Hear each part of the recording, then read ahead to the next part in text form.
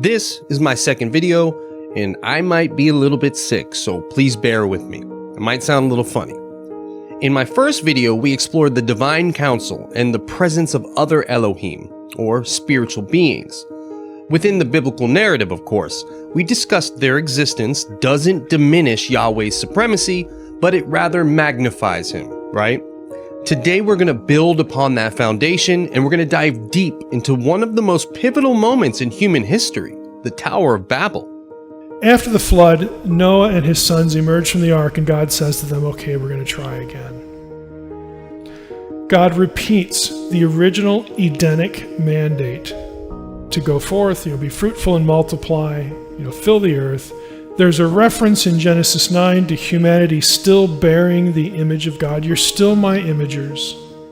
I want you to go out and do the original job of Eden. We're going to start over again. So do that. Spread out, populate, and spread my goodness, the knowledge of me throughout the world. The rebellion began with Noah's descendants, who, despite Yahweh's clear instructions to spread across the earth, multiply, they chose to congregate at Babel.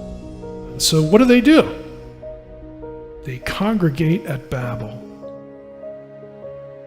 And at this point, God has had enough. This is why I refer to the Tower of Babel as the Romans 1 event of the Old Testament. If you read Romans 1, it talks about God giving humanity up to their sin. Just, okay, this is the way you want to live? Have at it. We'll see how that goes. Instead of fulfilling their divine purpose, they aimed to centralize themselves, centralize power, and they built a ziggurat. I think that's how you say it, a big, tall building, the Tower of Babel. Now, some say that was meant to summon deities or worship deities. Some say it was to climb to heaven and beat God and take it over, but I'll leave that one with you. This event marked a moment in history when humanity united, but it wasn't good. They didn't unite in worship, but instead defiance. They wanted to seek their independence and basically their own divinity. And they said to one another, come, let us make bricks and burn them thoroughly. And they had bricks for stone and bitumen for mortar. And they said, come, let us build ourselves a city and a tower with its top to the heavens, likely a worship of heavenly hosts. I'll get to that. And let us make a name for ourselves, lest we be dispersed over the face of the whole earth.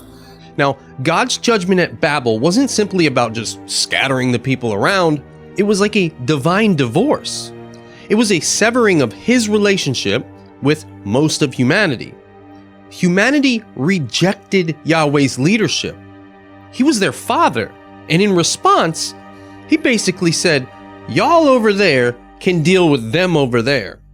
This is Moses telling the people of Israel about the times past. Remember the days of old. Consider the years of many generations. Ask your father, he will show you. Your elders, they will tell you. When the Most High gave to the nations their inheritance, when he divided mankind, clearly the Tower of Babel, he fixed the borders of the people according to the numbers of the sons of God. But the Lord's portion is Jacob, his allotted inheritance. It was quite simple. He took his divine counsel and decided to use it to delegate over these nations. What happens at Babel is God says, look, I'm done. I am done with you people, but you're still my imagers, and so I'm going to assign you to lesser Elohim of my counsel, and I'm going to assign them to you. Now, fast forward to Deuteronomy 4 and 32, we see two sides of the same action. Yahweh assigned each nation to a member of his divine council, giving them authority to oversee these nations, while claiming Israel as his own special inheritance. Now, some of you, probably like me, when I first heard that, you're like, man, what the heck, dude? What about me? I'm not Jewish. What am I supposed to do? But it's all in the plan, right? We'll see. Now, in the Second Temple literature, they felt there was 70 tribes that split off from the Tower of Babel, and 70 angels were put over them to try to help them out.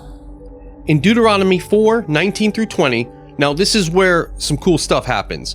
Moses warns Israel not to worship the heavenly beings.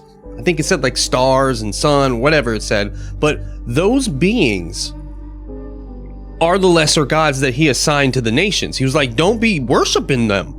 They're just, basically there to govern or whatnot. Now, Moses, on God's behalf, in Deuteronomy, the second giving of the law, when they're about to go into the promised land, he makes the case again to the Israelites. He says, when you look to the heavens and see the sun and the moon and the stars, all the host of heavens, do not look at the sun, the moon, the stars, all the host of heavens. Do not be enticed to bow down and worship what God, your God, has apportioned, assigned, or distributed to the nations under heavens. What does that mean? That's saying that God took some angels and put them over the various nations. What he decided to do is he would be Israel's God, just like he's our God, with no intermediary. There's no angel.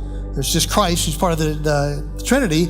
But to try to help these other nations, he assigned angels over them. These are the other nations, right? Israel, their people, or God's people, and then the lesser gods had the other nations, right? Then in Deuteronomy 32, 8 and 9, it shows that the lesser nations were handed over to the lesser gods, and Israel was set apart for Yahweh.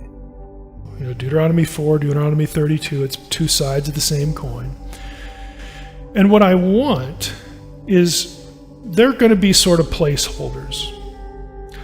I want them to rule you, nations, even though it's not going to be me. I'm out of the picture here. You're getting stepdads now, stepgods. But I still want you people to be ruled according to my good character, my justice, my righteousness.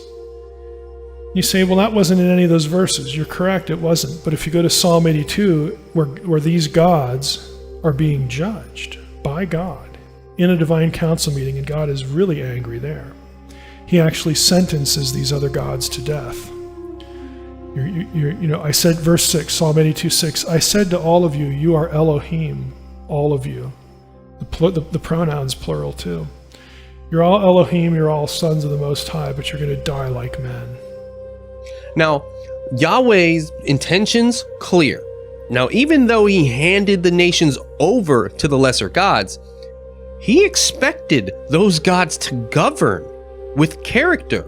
Little g gods. Every time I say that, I feel a little bit bad, but little g gods. He expected them to govern with character, justice, righteousness, and a care for humanity. This expectation wasn't an abandonment of a responsibility, it was just a delegation. The lesser gods were there to reflect Yahweh's goodness in their rule. However, they failed. Instead of guiding humanity back to Yahweh, they rebelled. Humanity rebelled.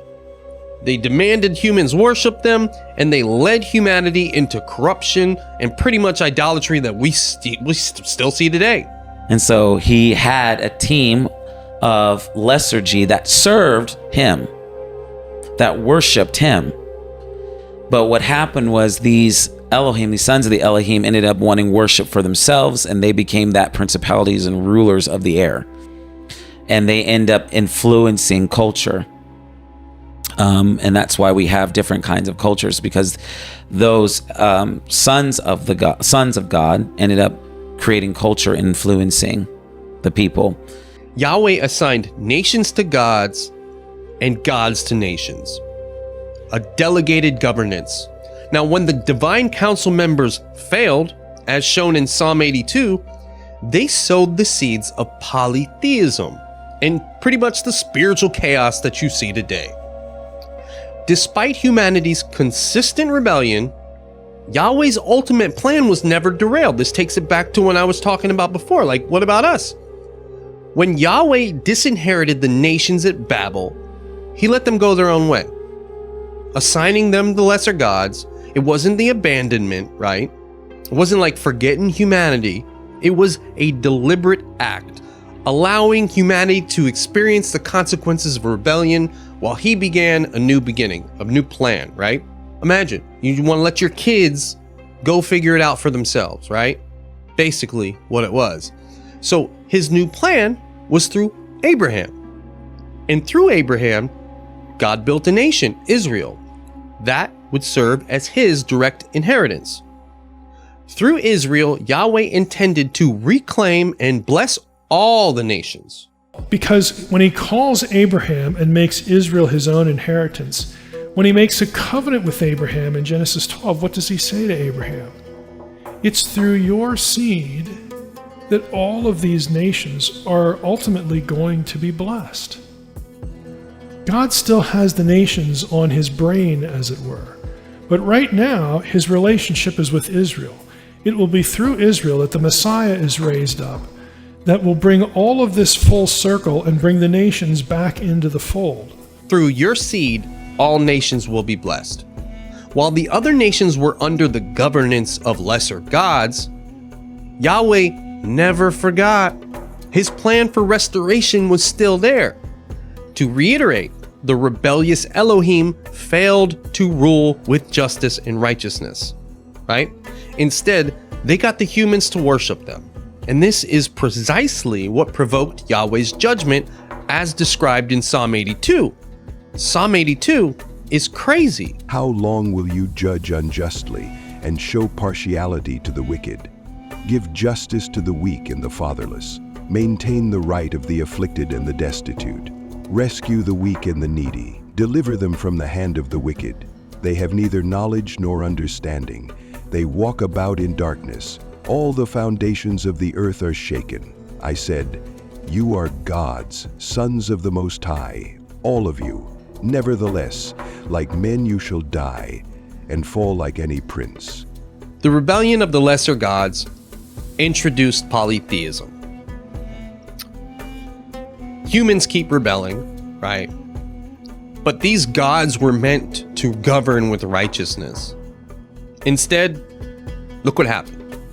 The reality of this stuff has rippled through our history, right? Creating tension that we see today. The world's obsession with Israel is no coincidence, it's spiritual, right?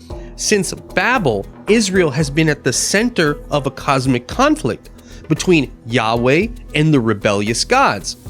And the nations that aligned with these rebellious gods are the ones who are against Israel as well, right now to this day. This is why Israel's existence remains a focal point in terms of global affairs. From ancient times to today, the conflict has always been about Yahweh's plan to use Israel as a light to reclaim the nations. And those rebellious powers, their efforts are there to thwart that. But in the Old Testament, what this does is creates a worldview circumstance, and this is it. Right after Babel and the call of Abraham, that sets the stage for the rest of the Old Testament. This is why it's Israel against the nations, and the nations against Israel. And it's why it's Yahweh against the gods, and the gods against Yahweh. Yahweh still loves humanity, despite our failures, despite the disinheritance. His plan was to restore us, restore his creation. Think about it. After so much rejection, some of you out there would have had enough. But Yahweh didn't give up. He had a solution. And his solution was Jesus. Jesus came to reverse everything Babel, the Nephilim, and the rebellion had destroyed. He erased the divisions and redeemed humanity. He offered a path back to God for everybody. And we're going to connect that. In the next video, we'll dive deeper into how Jesus' mission brought reconciliation and fulfilled Yahweh's redemptive plan. Appreciate everybody coming by. Go ahead and like, subscribe. I'd love to keep doing this. I'm sick. It was a little bit all over the place because I just wanted to make a video. I appreciate you. I hope it was good enough for you. If it was, please like and subscribe. We'll see you around. Imagine walking by a candy jar with a pay what you take sign. Would you grab candy without paying? This video works the same way. If you've watched this far, we're charging you a like. Please pay up